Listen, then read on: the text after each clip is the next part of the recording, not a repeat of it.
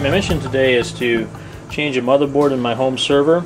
I noticed a few days ago that it was shutting down from time to time, and it turned out I have some bulging and leaking capacitors in here.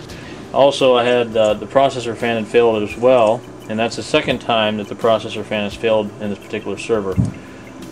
So I'm going to I got a new motherboard from Newegg, and I have it here today, and I'm going to go ahead and get it installed here, and we'll see how it works.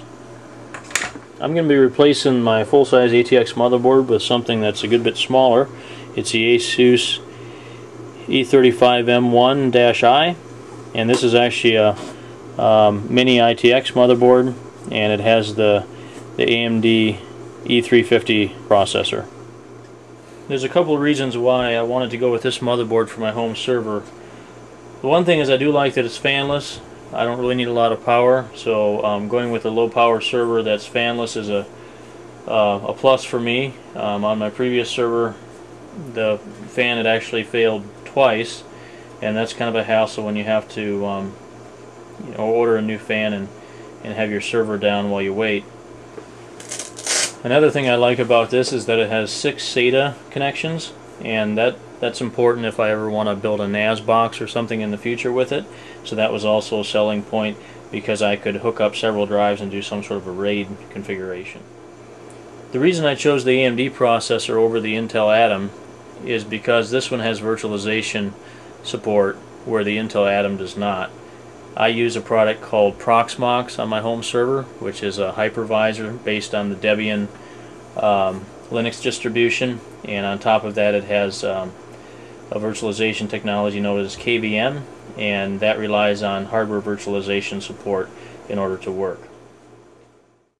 Here's just a quick look at the motherboard now that it's been installed and ready to run. Now here you can see that Proxmox properly detected the processor, and it has it's detecting both cores, and this first bar here is the CPU utilization, and you see that it's fluctuating about 1.5%, and that's with 3 virtual machines running. As I mentioned, I have 3 virtual machines running on this box.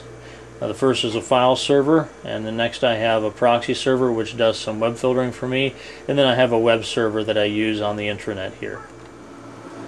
Here you can see that even though I'm running 3 virtual machines on this server, I'm still only drawing 33 or 34 watts from the wall.